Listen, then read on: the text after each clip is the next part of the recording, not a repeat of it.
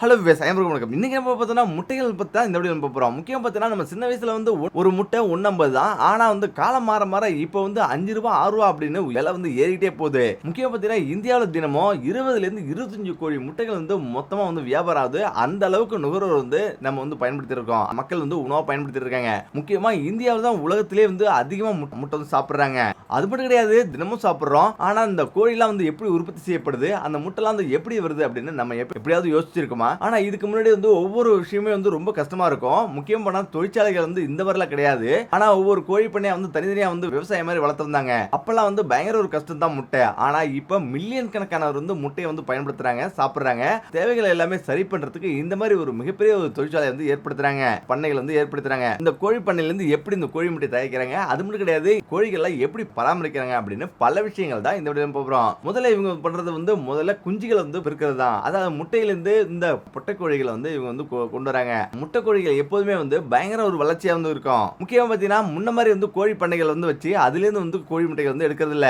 இப்பெல்லாம் மிகப்பெரிய தொழிற்சாலைகள் வந்து இருக்கு. அந்த தொழிற்சாலைகள் வந்து எப்படி வந்து இவங்க வந்து முட்டைகள் வந்து அடுக்கி எவ்வளவு அழகா வந்து மக்கள்கிட்ட கொண்டு சேர்க்கறாங்க பாருங்க. இப்படி வந்து ரெண்டு வகையா வந்து பிரிச்சிருக்காங்க. முக்கியமா பாத்தீங்கன்னா நம்ம மேக்ஸிமம் சாப்பிடுறது பிராய்லர் தான். அதாவது வெள்ளை கலர்ல வந்திருக்கும். எப்படி இவங்க உற்பத்தி பண்றாங்கன்னு பாத்தீங்கன்னா முட்டையில இருந்து முதல்ல குஞ்சுகள் வந்து எடுப்பாங்க. இது எல்லாமே கரண்ட்ல பொரிக்கிறது தான். முட்டையில உள்ள கெட்டு போன முட்டைகளை எல்லாமே வந்து எடுத்துட்டு நல்ல முட்டைகள் தான் வந்து வைப்பாங்க. அதுல இருந்து வந்து பொரிக்கப்பட்ட குஞ்சுகள் தான் இது. இப்படி ஒரே நேரத்துல வந்து லட்சக்கணக்கான குஞ்சுகள் வந்து கோழி குஞ்சுகள் வந்து இப்படி வந்து விட்டுருவாங்க. அது ஒவ்வொன்றுக்குமே தனித்தனியா தண்ணி குடிக்கிறதுல இருந்து அது வந்து இற சாப்பிடறதுல இருந்து எல்லாமே தனித்தனியா பாக்ஸ் வந்து இருக்கும். முட்டைகள் வந்து அங்க விட்டதுன்னா சைடுல ஒரு ரேக்ல அது தானா வந்து நின்றோம். ஏன்னா அங்கே இருந்துன்னா கோழிகள் வந்து முட்டையை அமுத்தி வீணாக்கிட்டுரும். அதனாலே வந்து இப்படி வந்து பண்றாங்க. இதெல்லாம் கூண்டுல வச்சு அடைச்சிருக்காங்க. ஒரு நாளைக்கு 2 வேளை அந்த கோழிகளுக்கு உணவு வந்து கொடுப்பாங்க, தண்ணி வந்து கொடுப்பாங்க. அதையும் தாண்டி ஈவினிங்ல, அதாவது சாயந்தர நேரத்துல அது வந்து கோழிகள் வந்து ஒரே நேரத்துல வெளியில வந்து விடுவாங்க. ஒரே நேரத்துல விட்ட பிறகு அது வந்து எல்லாத்தையும் ஜாலியா வந்து விளையாடும். பிராய்லர் பார்த்தீங்கன்னா இந்த மாதிரி தான் வந்து வெளியில இருந்து விட்டுருப்பாங்க. இந்த மாதிரி தான் சைடில் வந்து விட்டுருப்பாங்க. அதுங்க வந்து ஒவ்வொன்றுமே வந்து அப்படி இந்த முட்டை வந்து விட்டுரும். இப்போ வெளியில வந்து முட்டை விடும்போது அதுக்குன்னே ஒரு மிஷின் வந்து வச்சிருக்காங்க.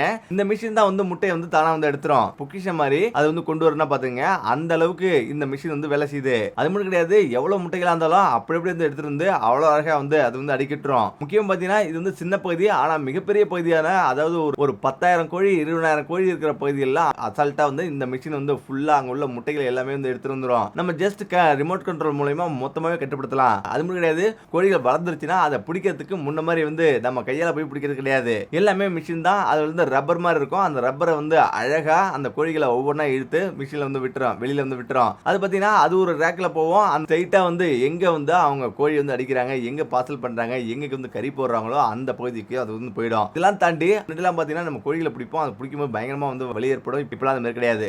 இந்த கோழிகளை பாத்துங்க வந்து எப்படி இருக்குன்ட்டு இந்த பார்க்கும்போதே பயங்கரமா இருக்கும். எல்லாமே கூண்டுல வந்து இருக்கு. எப்பறா வந்து இவ்வளவு நெருக்கடியில வந்து இருக்குன்னு நினைப்பீங்க.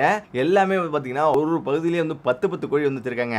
உருற முட்டை வந்து ஒவ்வொன்றுமே வந்து முட்டை கூட வந்து அது வந்து உடையாது. அந்த முட்டை அழகா வந்து அப்படியே வந்து கீழே வந்துரும். அது கிடையாது, அந்த கீழே வந்த பிறகு அது ஒவ்வொரு ரேக்கா வந்து தனித்தனியா வந்து வந்துரும். முட்டை கோழி போட்ட பிறகு கொஞ்ச நேரம் கழிச்சு ரப்பர் மாதிரி இருக்கும். அந்த சூழ்நிலையிலே வந்து இது வந்து வெளில வந்து வந்துரும். இதெல்லாம் தாண்டி அங்க வந்து ஒவ்வொரு முட்டை கூட உடையாத அளவுக்கு ஒவ்வொரு பகுதியிலையும் வந்து பஞ்சு மாதிரி வச்சு அமைச்சு அந்த முட்டையை அழகா வந்து கொண்டு வருவாங்க.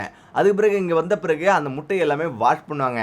ஒவ்வொன்றுமே வந்து சுத்தமா வாஷ் பண்ண பிறகு அதுக்கு பிறகு வந்து எல்லாமே ஒரு ரேக்ல வந்து தனித்தனியா வந்து ஒவ்வொன்றும் செக் பண்ணுவாங்க. அதாவது கெட்டு போன முட்டை ஏதாவது இருக்கா அப்படின்னு லேசர் மூலமா செக் பண்றாங்க. லேசர் மூலமா செக் பண்ணி அது ஒரு முட்டை கெட்டு இருந்தாலும் உடனடியா அதை வந்து ஸ்கேன் பண்ணி தனியா வந்து ஒதுக்கிட்டுரும். இப்போ அந்த முட்டைகள் எல்லாமே தனியா வந்து போயிடும். அதாவது கெட்டு போன முட்டை தனியா போயிடும். நல்ல முட்டைகள் எல்லாமே ஒண்ணா வந்து வந்துரும்.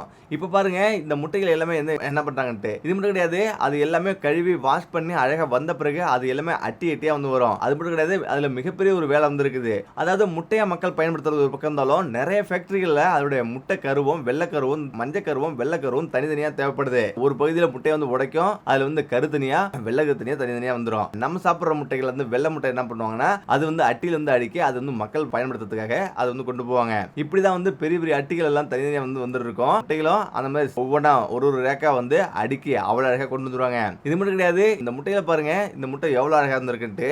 இது எல்லாமே எப்படி வந்து உடைக்கிறாங்க பாருங்க. ஒரே ஒரு தகடு தான். அந்த முட்டையை வந்து டக்கு டக்குன்னு வந்து அழுத்த ஒவ்வொன்றும் அவ்வளவு அழகா வந்து உடைஞ்சிருது. உடஞ்ச அடுத்த நொடி அந்த கரு எல்லாமே வந்து எப்படி வெளில வருது பாருங்க. இப்படிதான் வந்து ஒவ்வொன்றா வந்துட்டே இருக்கும். வெள்ளை தனியா மஞ்சள் தனியா எப்படி போகுது பாருங்க. இப்படி வந்து போயிடும். இது ஒரு பக்கம் போனாலும் அது முடிஞ்ச பிறகு அந்த மஞ்சள் கரு வெள்ளை கரு தனித்தனியா வந்து பார்சல் பண்ணுவாங்க. இப்படிதான் வந்து பார்சல் பண்றது. ஒரு பெரிய பிளாஸ்டிக் பையில வச்சு அப்படியே வந்து பார்சல் பண்றாங்க பாருங்க. தனித்தனியா பிடிச்சி பிரெட் கம்பெனில இருந்து பீட்சா கம்பெனி வரல எல்லா கம்பெனிகளுக்கும் அவங்களுக்கு தேவையான அளவு அது வந்து போய் சேர்ந்துரும். இப்படிதான் இந்த கோழிகளை வந்து வளர்த்து முட்டைகளை எல்லாமே மக்கள் பயன்படுத்துற மாதிரி வந்து பண்ணிட்டு இருக்காங்க. ஓகே, இந்த வீடியோ பிடிச்சிருக்கு நினைக்கிறேன். மீண்டும் அடுத்த சந்திப்போம். நன்றி, வணக்கம்.